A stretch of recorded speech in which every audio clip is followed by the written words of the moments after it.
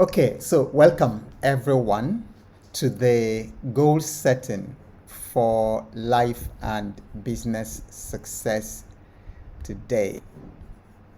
My name is Ogbo Awoke Obo. All right, so why this and why now? Because for the next 1,000 days, God helping me, I'm going to do this life coaching every single day. Why did I start this? Well, I woke up the other day with a very profound question.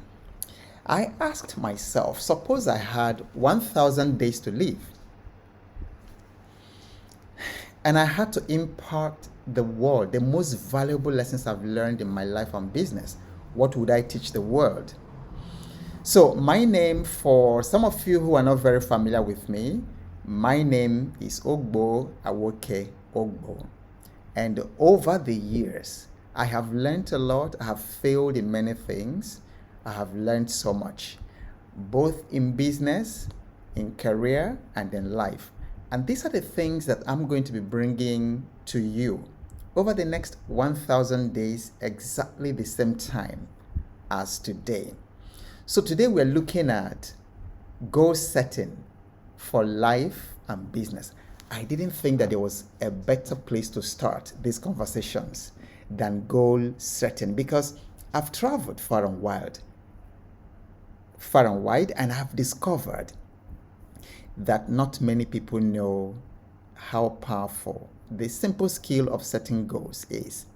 And again, not many entrepreneurs even realize how powerful this simple skill is to growing their businesses. So there are three objectives today and three things you're going to walk out of this place with. So the first is to highlight the importance of goal setting, because I think it's highly underrated. And I'm going to introduce some actionable goal setting framework that you can start implementing right after this moment. It's so simple. And I'm also going to equip you with the tools and strategies to implement it, because throughout the next 1,000 days, we are going to be focusing on implementation, because the real results come from implementing the things that you are learning, not just in accumulating head knowledge. So we have a 4-point agenda for tonight. So the first is to talk about the role that goal setting plays in the success of your business, in growing your business. In fact, it's difficult to grow a business without effective goal setting. But then it's not just enough to set goals out of the blue. There are foundations. There are things that must be in place for effective goal setting to happen. So we're going to talk about vision, mission, purpose, values, and don't worry, many times people are confused by all these business school terminologies, but I'm going to break it down for you in a very, very simple language. Now, I'm going to take you through a step-by-step process to set goals for your business, because the principles are the same. Setting goals for your life and setting goals for your business, the principles are the same, but the practice is different. When it comes to business, there are some subtle nuances to setting effective goals that will work in your business. And then after that, you get a chance to ask questions. And actually, you can begin typing your questions in the comment section. And when I'm done, I will pick those. I have another system here. So I'll be looking at your chat and your comments. And then when I'm done, we will take questions and then talk about your next steps. All right, so let's take the first point in the agenda, and that's the role of goal setting in business success. So why business goals? You see, when you start a business, you're going into uncharted territory. You have no idea what is going to be. You have no idea what it looks like. You are just like the gentleman that is driving at night. The headlamp only sees a little bit of the road, but the more he advances, he sees further into the road. So when you start your business, there are so many unknowns. I guess that when Jeff Bezos started Amazon somewhere around 1995, that he didn't really know. He probably had an idea that he was onto something big, but he probably wouldn't have known that this is what's going to be. And then Facebook founder, you are listening to this on Facebook Live, when he started in his college dorm, he probably knew that it was big, but he didn't have all the details about the challenges he was going to face and how he was going to overcome them to make it become a global phenomenon, fantastic global phenomenon that it is today. And then come to think about it, many people also started their businesses in 1995. I guess that's the same year that Jeff Bezos started Amazon. Today, Amazon is all over the world, but millions of businesses that were started even on the same date that Jeff Bezos started Amazon, we don't hear about them. So what's the difference? That's actually what we are discussing today. So business goals provide you some clear roadmap for this uncharted territory, because without business goals, you're very likely to go in the wrong direction. And then your business, which you started in 1995, turns out not to become another Amazon, a global phenomenon, because you weren't effective in setting your business goals. And I dare tell you that the reason that many businesses are stunted in their growth, the primary reason, as you're going to see when we progress, that many businesses have never scaled beyond their garage or beyond their kitchen, if you're into baking, or beyond their sitting room, is this very reason. If the goal setting is poor. So when you don't have goals, or you have poor goal setting, there's a lot of confusion in the organization, because you wouldn't know, okay, where do we turn? Do we go left or do we go right? And then you wouldn't know, for instance, when the pandemic hit, what do you do next? Do you pivot? Do you go into adjacent businesses? So when there's poor goal setting, there's lack of clarity in the organization. And when there's lack of clarity in the organization, you're going to experience many missed opportunities. These are very, very dire consequences. So ineffective or poor goal setting is costing so many business owners millions and millions of dollars and naira and cedis on a daily basis. And then businesses stagnate and decline because of poor business goal setting.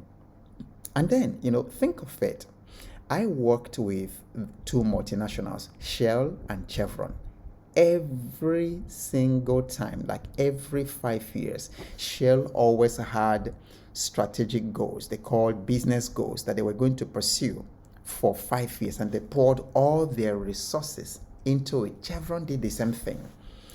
So, and I always tell smaller businesses that we have a lot to learn from the way these multinationals have run their businesses. That's why some of them have lasted for 100, 200, 500 years, because they were very, very clear in their goal setting.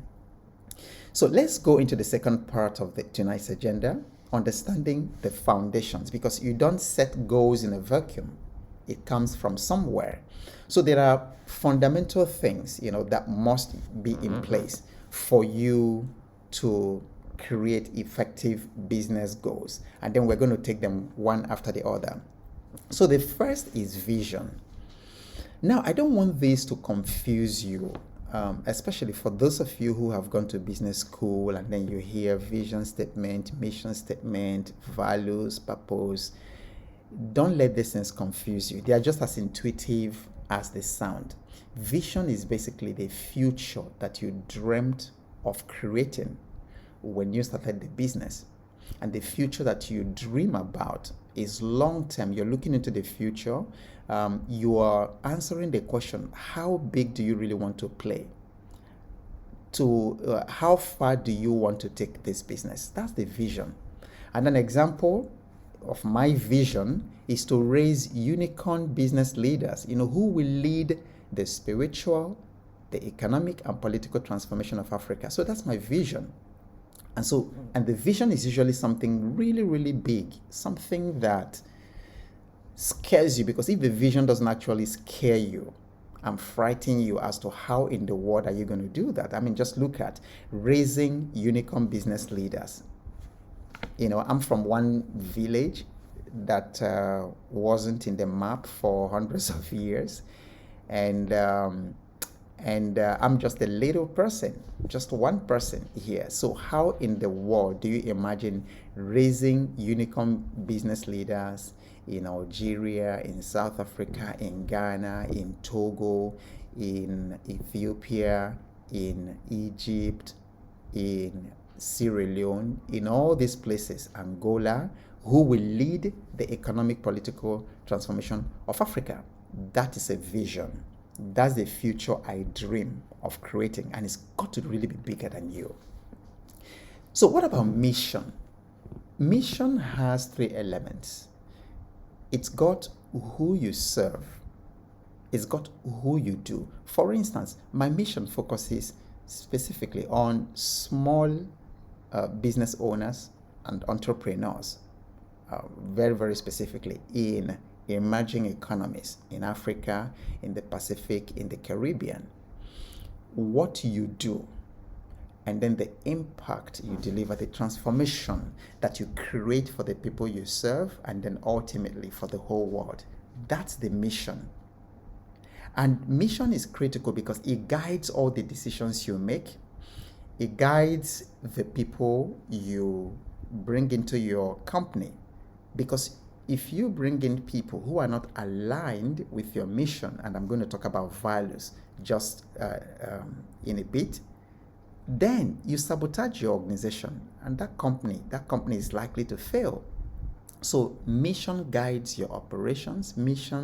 Your mission statement guides the way employees interact with each other.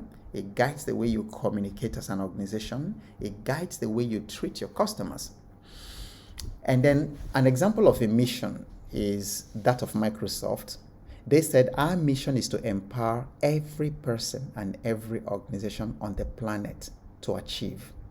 That is a very powerful mission. And you notice that mission is not usually talking about your industry. Like in Microsoft mission, you don't see anything about IT.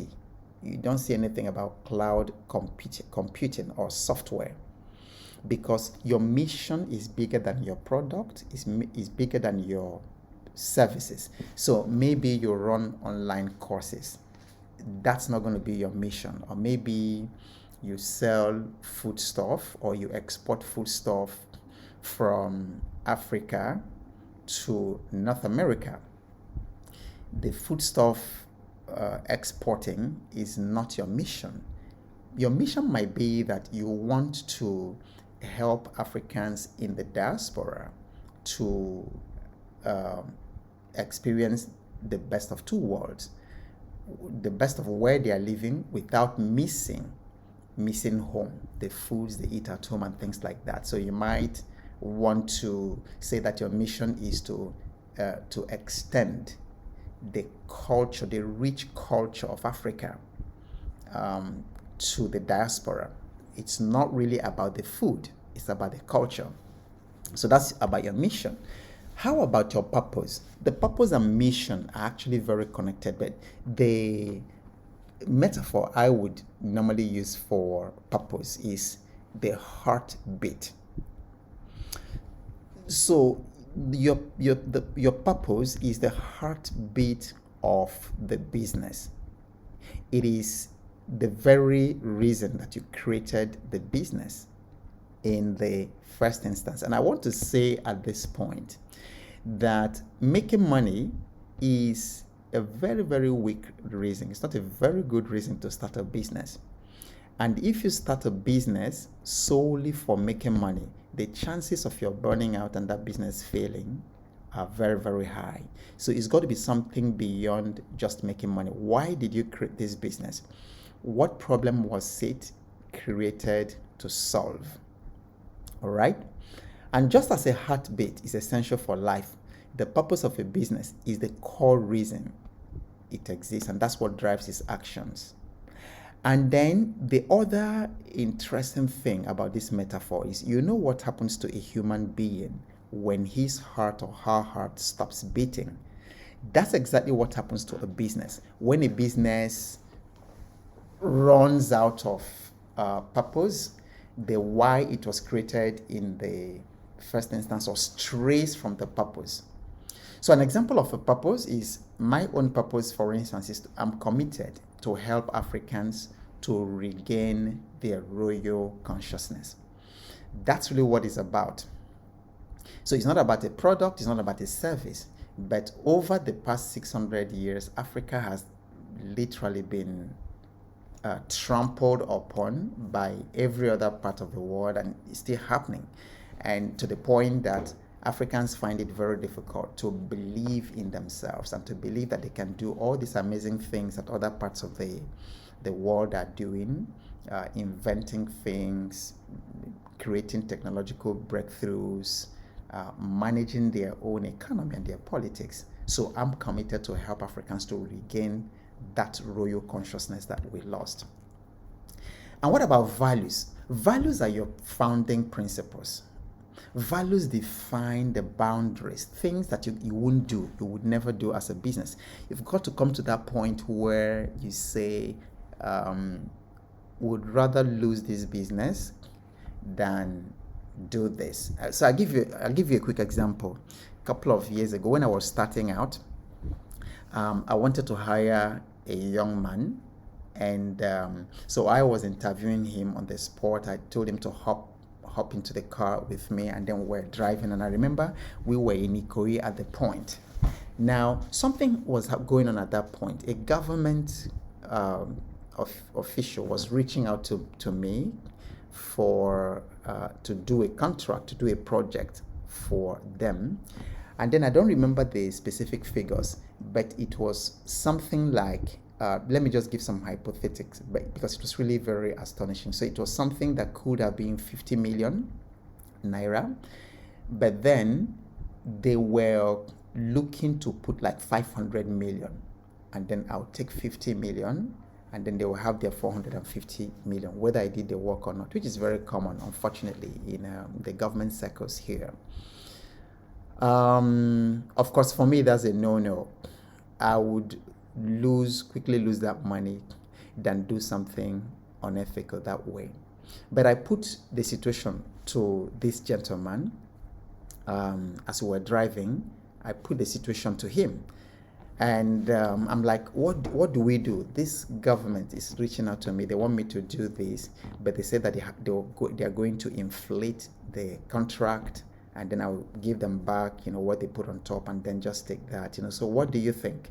Without wasting time, he promptly said, "Oh no, there's nothing wrong with it, sir. Let's do it. There's nothing wrong with it." And that's what everybody does. Well, needless to say, I dropped him.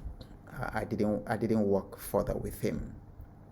So your values define your boundaries. What would you not do for money? Okay, and so it guides your decisions, it guides your behaviors, it guides your relationship, with the suppliers.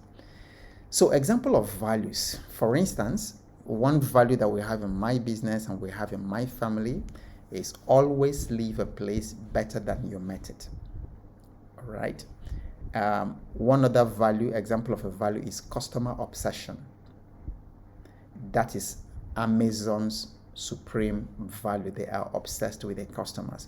So values are important. Now, Dennis Wedley had a quote a couple of years ago that was a favorite of mine on this subject. He said, "Every business begins small, then grows and endures in accordance with its founding principles."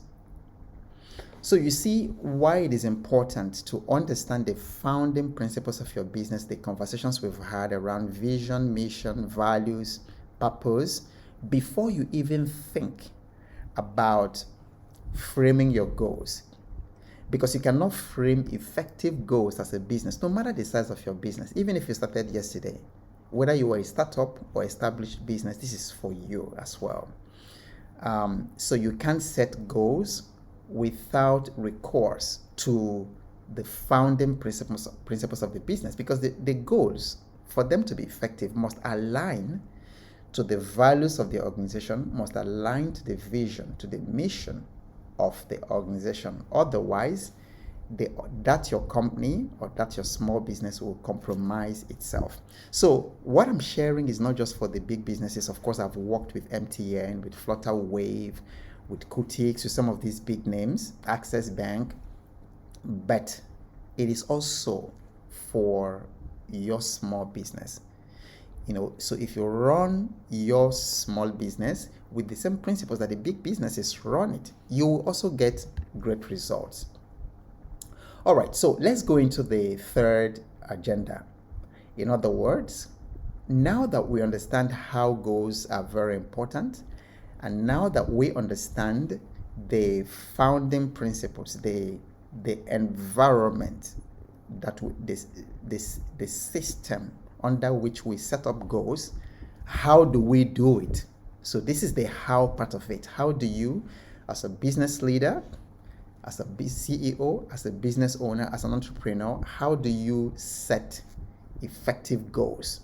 How do you marshal your team? How do you have the conversations around setting effective goals? That's what we're going into right now. So the process has 4 steps. Okay, it's a 4-step process. So the first one is to peek into the future. The second is to identify obstacles and challenges.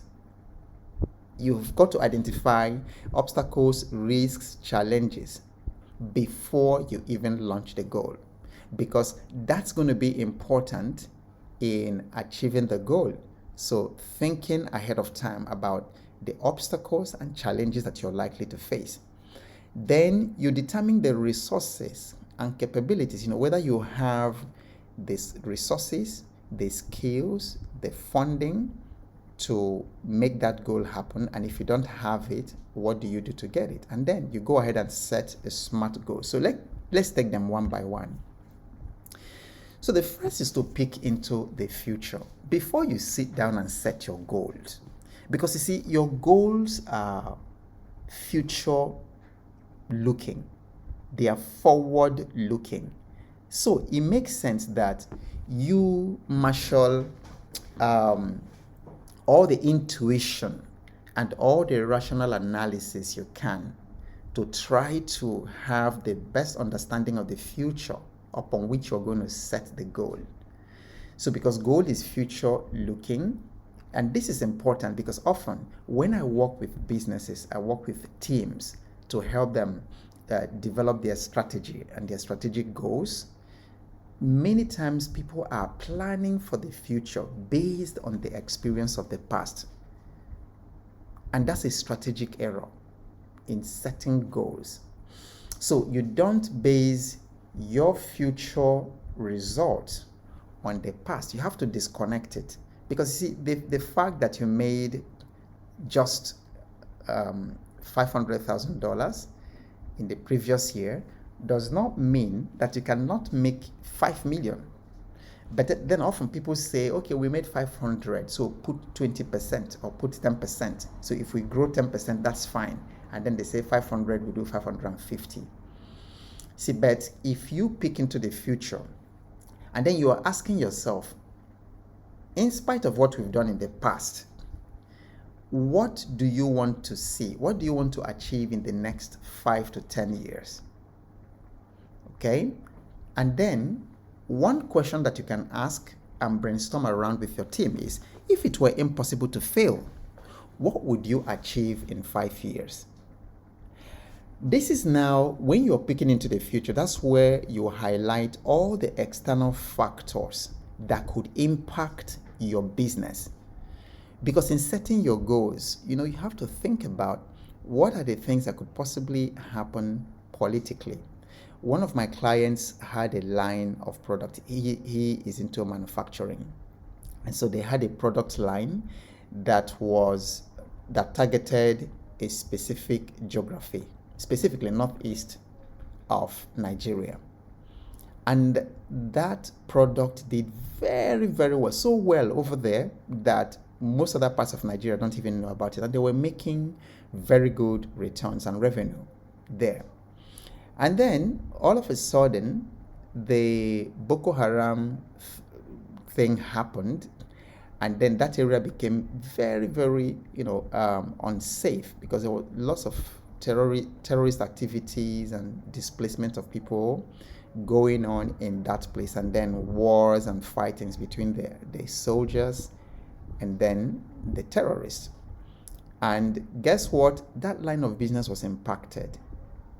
So you have to think about what are the political situations that might impact my business. What are the economic circumstances, the social economic situations? What are the technologies that can impact the future of my business? For instance, AI is becoming more and more important in the future of business. And then a lot of people see AI disrupting so many industries. What are the legal, what are the environmental concerns that might impact my business? So this is the first stage of setting a goal. Don't start setting a goal without thinking about all these things that would impact your business in the future. Now, so that leads us into the step 2. Step 2 in setting effective goals for your business involves identifying obstacles and challenges. Why do you need to do that? Because you have to understand what are the possible obstacles that you have to address in order to achieve your goals. Because most goals have obstacles. Most goals will have challenges. Like, I have a goal to do this for 1,000 days every day. Never done something like that in my life. And then there are challenges of technology, there are challenges of consistency, there are challenges of procrastination, so internal and external challenges. So there are all kinds of risks that internet, can fail, can be switched off. Earlier today, the internet in Nigeria was really very bad, very poor. And then this very first broadcast was threatened because I was using 3 different internet providers and none of them was working. So you've got to identify obstacles and challenges so that your food export business, to your fashion business, to your manufacturing business, you can see that many manufacturers are leaving certain countries because of hostile situations. So it's important. I know that in our part of the world, we always say it's not my portion. But having faith and being positive does not mean that you should not anticipate the unforeseen obstacles and challenges. So that's the step 2 in setting effective goals. Because if you set goals without meditation on possible obstacles, then when those obstacles come and the challenges come, that goal will be compromised. You won't do it. But see, when you establish the obstacles and possible challenges, you now go ahead to think about, if these things happen, how will we mitigate it? The step 3 involves determining whether you have the resources and capabilities needed to achieve your goals. And then if you don't have it, what you are going to do to get them. Every goal has a budget.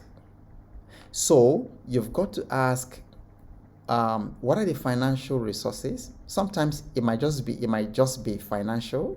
Sometimes it might just be human resources, and then technology, and then the infrastructure that you will need to put in place.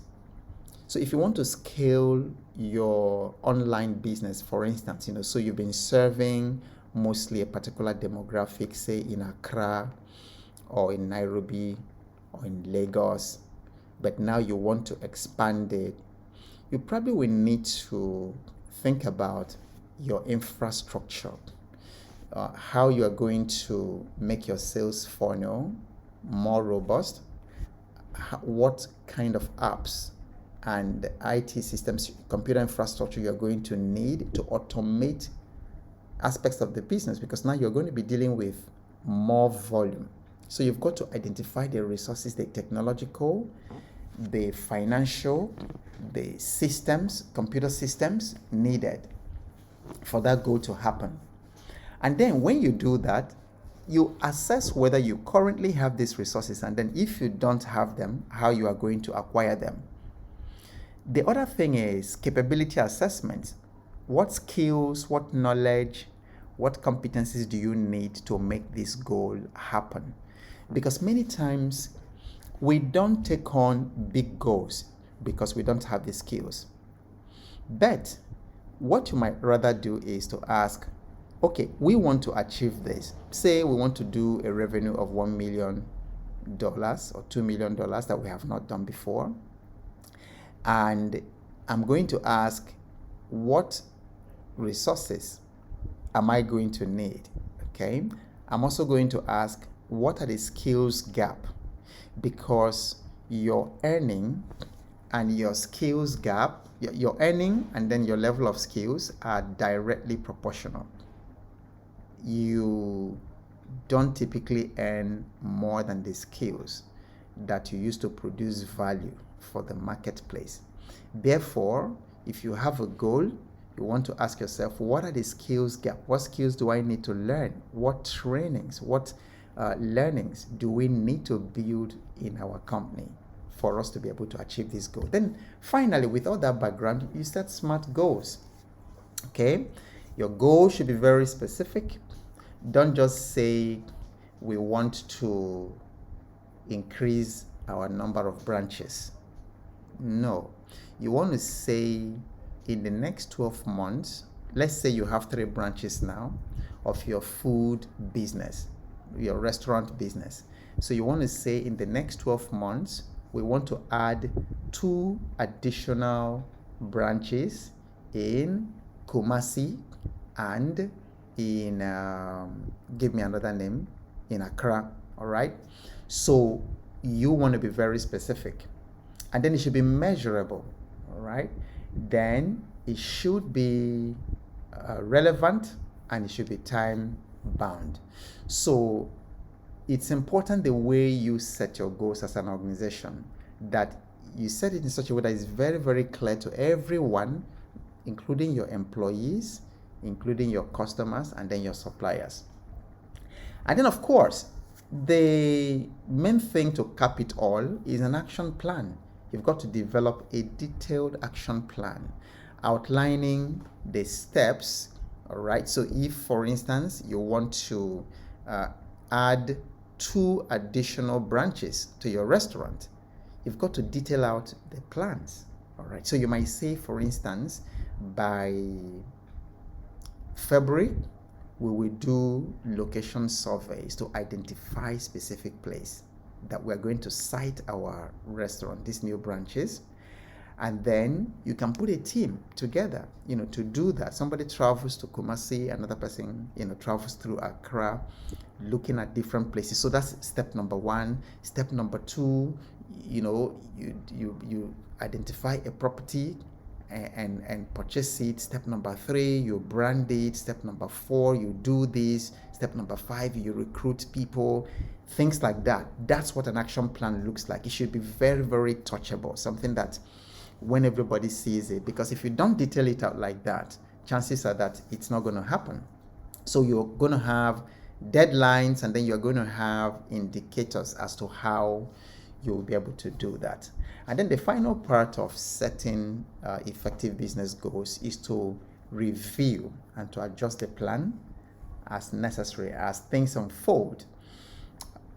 as new inputs arise and as you get more data and more insights, you review it and then adjust your plan as necessary. So, over the coming days, these things will become more and more touchable, easy to implement and to understand for you. So just hang on. We still have 999 days to go. And do ask your questions in the comment and then interact on this subject. And then I'll be available to help. So let's use this time to take your questions.